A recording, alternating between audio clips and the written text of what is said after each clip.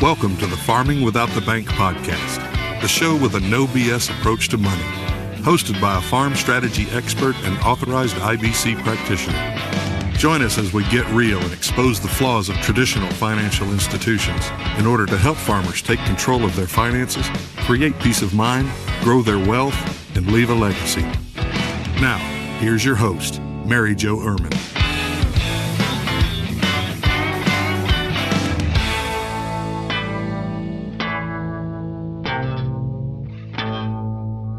Hello, and welcome back to today's podcast. Thank you very much for being here. Today we are diving into Nelson's second book, Building Your Warehouse of Wealth, and we are going to go over chapters 4 and 5, tax qualified plans. Y'all know how much I love them. Unless you're a new listener, then you don't know how much. But you're going to soon find out. That is sarcasm. I am not a lover of tax qualified plans because it is a scam in my beliefs. I am not going to even say in my opinion, in what I have read and what I have seen. In my beliefs, I believe it is a huge scam, and we are not being told the truth, obviously. Now, I had money in these awful things for a very short period of time in my life. I contributed, but I didn't put a lot there because nobody could actually tell me what to invest in, what that meant, what that was going to look like. So many assumptions. You should take this little quiz and see how risky you are. All this good stuff.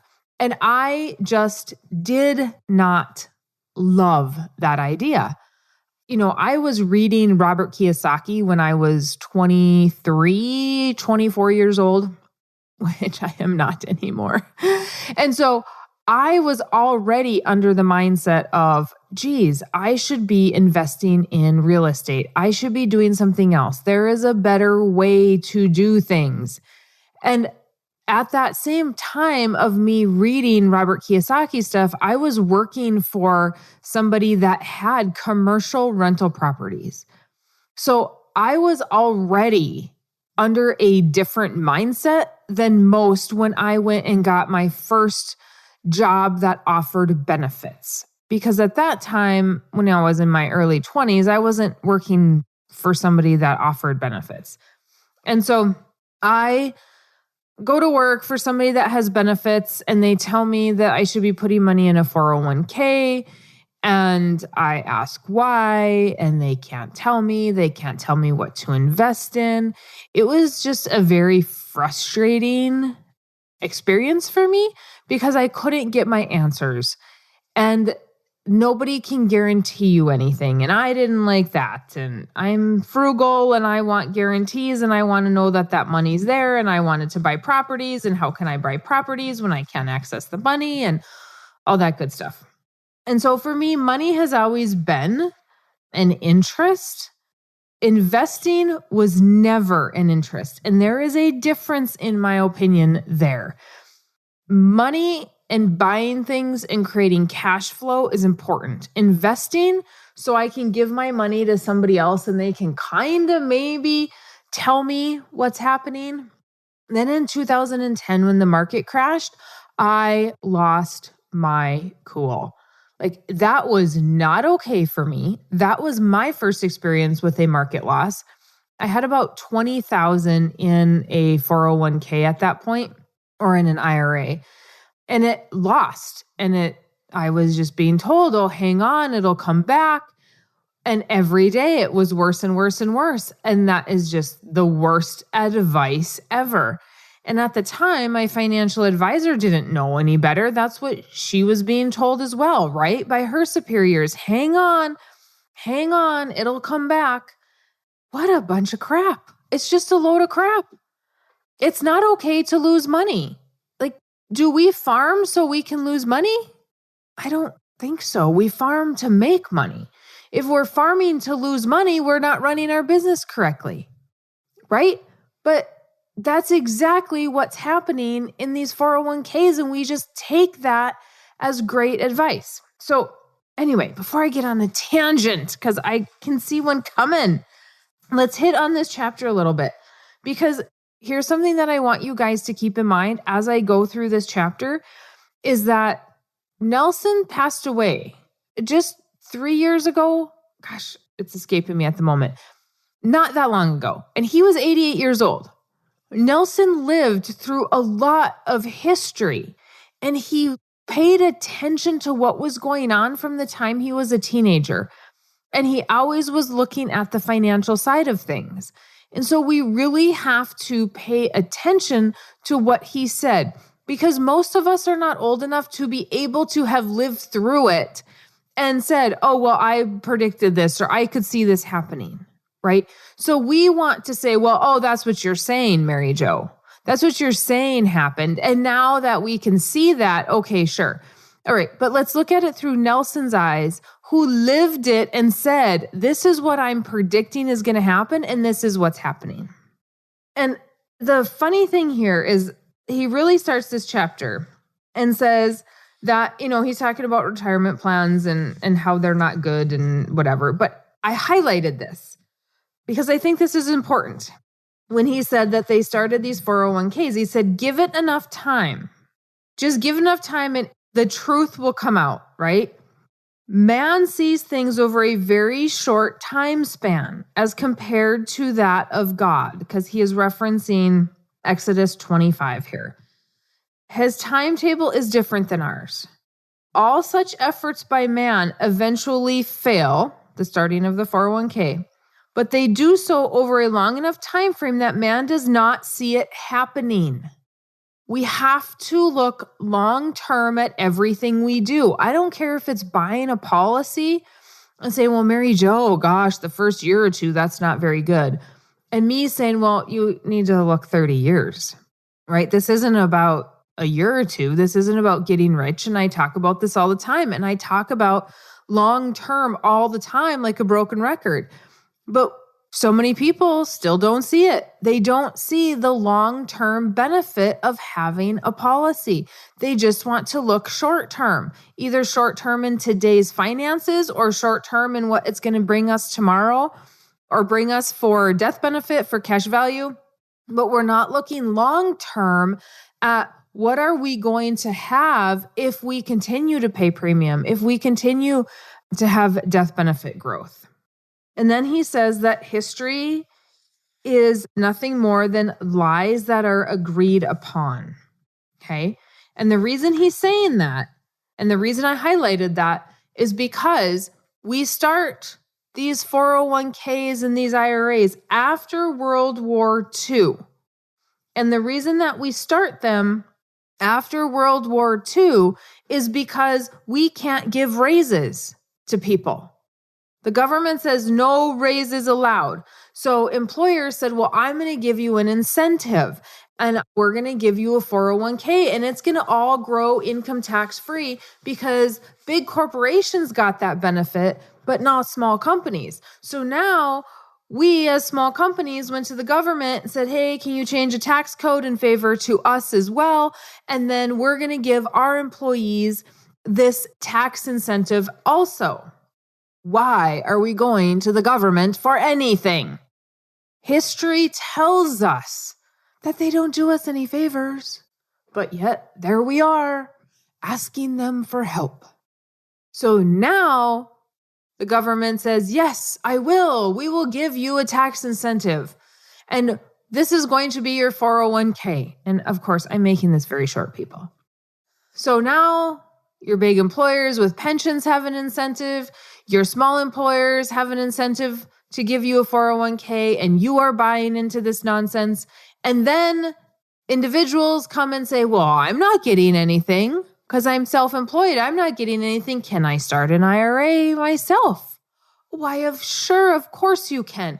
And this is what's interesting in Nelson's book is he talks about the fact that when these IRAs were started, they were started and sold to the government to pass this bill as people will have more savings. And savings actually went down. And the reason savings went down, he said, is because of the fact that people were led to believe they're going to get these high rates of return. So you can only put half in what you normally would save because the other half is going to be made up by the market. Well, then when that stopped, what happened? We didn't have as much saved. We spent the rest of it and went and bought a bunch of unnecessary things. Where is our savings? It's not there. Here's the thing. Do we need to always have somebody else help us? And I hear this a lot with my farmers. Well, the bank won't lend me money. How am I supposed to get started when the bank won't lend me any money? It may actually force you to be creative if the bank doesn't lend you any money. If we could not go to the bank and get money to do things, would we not actually use our brain a little more and be creative and talk to people and work out deals amongst ourselves? Would we maybe not see more partnerships, more private lending? I mean, you're in a partnership anyway with the bank. So what does it matter? I mean, the bank has all the control. As soon as you borrow money from them, you're in partnership with them. So couldn't we do private partnerships? Couldn't we figure out ways to use our farm or creative ways to make money that we wouldn't have to go to the bank? That's exactly what happens with my clients that are told, nope, you can't do it. And they're like, watch me. I'll do it. I'm just not going to do it the traditional way. And then there are people that say, well, I just can't because the bank won't lend me money, and they shut down. If you want something bad enough, you'll find a way to do it. So it's not a bad thing to be told no. If we didn't have 401ks and IRAs, would we all be saving differently? Would we all not expect the market to give us an 8% rate of return or a 12% rate of return? We are expecting the market to retire us. That's what we're expecting because that's the noise. That's what we're being told. You put your money in a 401k and it's going to make some miraculous amount of money, and you are not going to have to work after 65 because it will all take care of you. And then what if it doesn't? Oh, that conversation's not had. We don't talk about that. Nelson goes on in these chapters to talk about the fact that the life expectancy in 1937, when FDR decided that retirement age in Social Security was 65, the life expectancy of men was 61 years old. In 1937, FDR decided that we should have a retirement age of 65 because Germany decided that they were going to have retirement age at 70. So FDR decided that the U.S. was going to be 65 years old because life expectancy was 61. Today, the life expectancy of males, Nelson says in the book, is 78 years old. I believe today the life expectancy of males is 83. Nelson's book was written about 10 years ago. So if life expectancy is 80 years old, we want to work to 65. So we're going to work for about 30 years and retire for 50? How do we do that? How does that work? When we talk about making an average rate of return, we talk about the downsides of the market. What happens when we retire and the market crashes right at retirement? How much do we need to make up for that? And if it crashes at 70 and we've already retired, now we have to go find another job at 70, right? How is that going to work out for us? This is the plan that we're being fed. Here's another interesting tidbit in these chapters. Nelson brings this up inside this chapter and says, who's going to buy? We have all these baby boomers that are going to be retiring. Well, they're all retiring right now, right? The peak of them is currently right now. So we have all these baby boomers retiring right now, and they're all taking money out of the market to retire. Who's going to buy it? Who's buying in? We do not have as many young people buying into the market. as baby boomers selling. So is the market going to crash? Because we have all these people taking it out.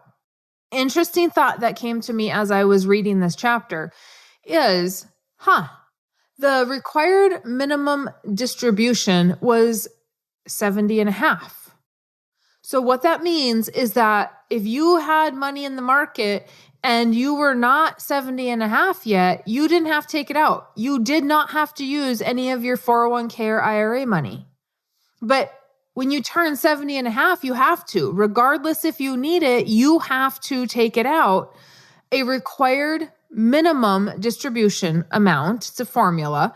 Everybody's is different. So you need to take that. If you don't, you have a 50% tax penalty. Now, they just recently changed that to 72. After reading Nelson's chapter, I sit back and go, well, why would they change it? I've been asking that question, haven't figured it out, but thinking, why would they change it? Well, why wouldn't they want their tax right now? Because if it's 70.5 that people have to take it, they have to pay taxes on it.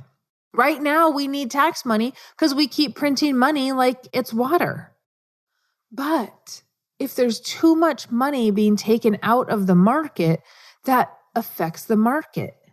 So if they change it to 72, less money is being collected in taxes, but it's not going to affect the market as dramatically, and we don't have to prop the market up. I don't know. I don't know that that's the reason, but it is my observation. Because why else would we be moving it to 72? That doesn't make any sense to me. The government wants their money yesterday. Whatever they're taking today, they spent 10 years ago already. Nelson also says, every 70 years or so, something significant happens that changes the world in which we live. In his book, Becoming Your Own Banker, he predicted back in 1976 that Social Security would fail. Before it fails, they will attempt to prop it up. The source of funds they will use is the reserves on private pension plans, HR 10 plans, IRAs, 401ks, etc. People laughed at him in 1976 when he predicted this. People laughed at him. He says, in early October of 2008, the incoming administration had personnel discussing confiscation of all such plans and combining them into a guaranteed retirement account. This guaranteed retirement account is a bill. So if you Google guaranteed retirement account bill, it has been something that they've been trying to kind of sweep through since 2008. I actually heard something that it was tried to get swept through, several times when Obama was in administration. And then I believe they tried it once while Trump was in the last 4 years. But it's very alarming. It's kind of like the estate tax thing that was being talked about when Biden took administration. Or the capital gains. I'm sorry, not estate tax. The capital gains, that we are going to be getting rid of the capital gains. We're now going to have to pay it. I did a whole podcast on that. And just to recap, the fact that the government, they said they're going to take money from capital gains. If you have property that you sell for more, it's capital gains. If you have an investment that you sell for more, it's capital gains. So upon somebody's death, they are not going to get the step up in basis. Well, Biden administration said, yep, we're going to take that away from you because we've given you that for 100 years, but now we're going to take it away. This is very similar to me. That was alarming because they talked about it, which means they're thinking about it. This is alarming as well because in 2008, they talked about it. It didn't get dropped. It didn't go away.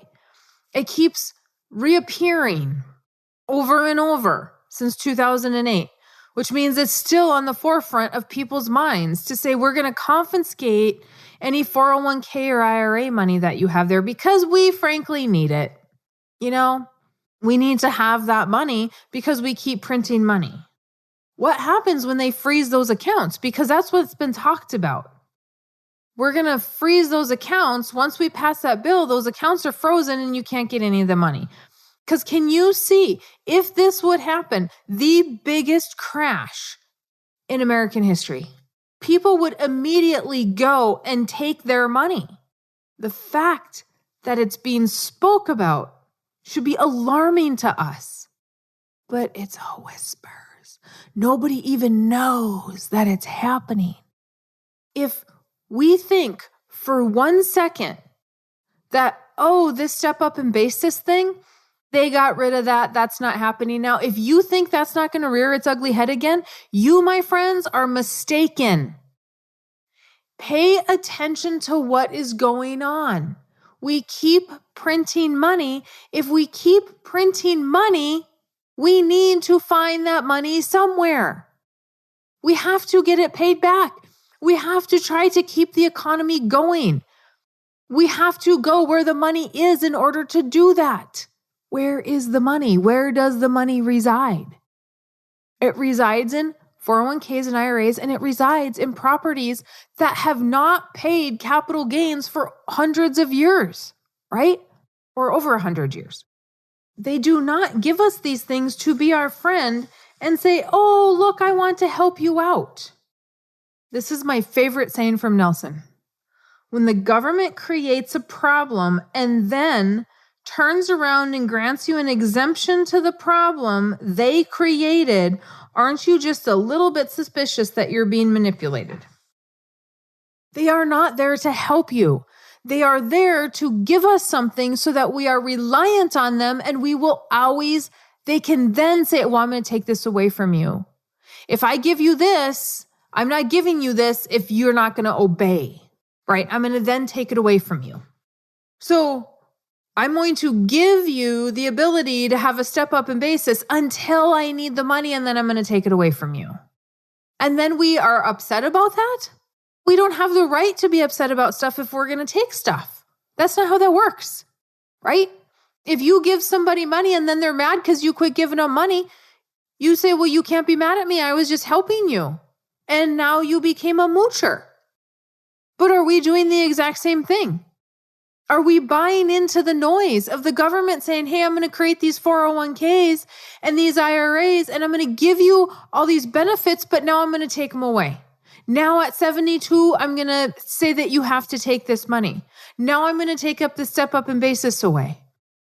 No different than going into business with the bank. The bank says, I'm going to give you money under X, Y, and Z conditions. And if you don't meet those conditions, well, then I'm taking my collateral. You went into partnership with these people. That's what we get when we have partners. We have to play the game. And many of us, by participating in these retirement accounts, are in business. We are partners with the government. We are partners with the stock market because they are making the taxation rules. Here's another thing to think about. Why are stocks called securities? There's nothing secure about them. It is all based on assumptions, and yet we put our money there. And I have said this before, and I will say it again. Y'all give your money to somebody that puts it into an IRA or a 401k, and you do not expect anything in return because it's all assumptions. Yet, I am giving you a guaranteed value inside of a life insurance policy, and you say, well, that's as good as you can do? I'm not going to get access to all my money right away? My friend, if you put money in a 401k or an IRA, you didn't get access to any of it till you're 59 and a half. And then you're only going to get access to whatever the value is that day with no guarantees. So you are so bought into the noise of putting money in the market that you are holding the market to a much different standard than you are holding a life insurance policy and the infinite banking concept. We have to think. We have to look at what is actually happening and make some sense of it. Stop listening to what everybody else is saying and start thinking about what is happening. I can tell you all day long that the infinite banking concept is fantastic. But if you don't actually learn it, how are you going to understand it? You are not going to sit here and listen to my podcasts and be like, oh yeah, okay, yep, I believe her. You believe me? No, I don't want you to believe me. I want you to know it. And you're not going to know it if you don't put in the time and the effort. And we do not, as people, we do not put in the time and the effort of a 401k and an IRA. It is there for us, and it is there for us to the point right now. When I was working for people, we had to opt into the 401k and IRA. Today, you have to opt out. I don't know how many young people I have helped that have said, Mary Jo, nobody in my family has ever worked for somebody. What's with all the benefit packages? I have seen their paperwork for their new jobs. It says, do you want to opt out? Otherwise, an automatic 3% is going to go into the 401k. They're not even told about it. HR department isn't even telling them because the HR departments are so sold on 401ks and IRAs, they can't even fathom why somebody wouldn't want to put money there. Let's just put infinite banking aside right now. Somebody in your HR department doesn't even understand that you could buy real estate, you could be investing in land, you could be farming, you could be starting a business on the side, you could be doing something that generated more income than that 401k or IRA is ever going to generate you. So they can't even get past like, why would you not want to put your money at risk? Why would you not want to pay taxes later? Why would you not want to, save and get this free match money? Because it's not actually free money. If you run the numbers, your match, typically, not always. If you have a standard 3% match, that match is basically going to pay for the fees and charges of having a 401k over the life of that 401k. And that is in my Life Without the Bank book, those numbers. That's what we're buying into, folks. We don't need to. We do not need to buy into this noise. We need to understand what's actually happening. We need to understand that there is a difference between average rate of return and actual rate of return. What is that difference? What am I making? I hear so many people say, well, last year I did good. I made 13%. Good for you. What was your actual rate of return over the last 5 years, 10 years?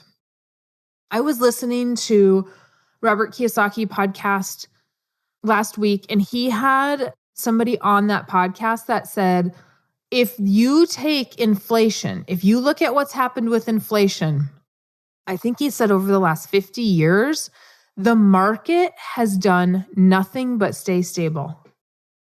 That was like, what? Right? Because that's not what we're seeing. We're seeing this amazing market right now.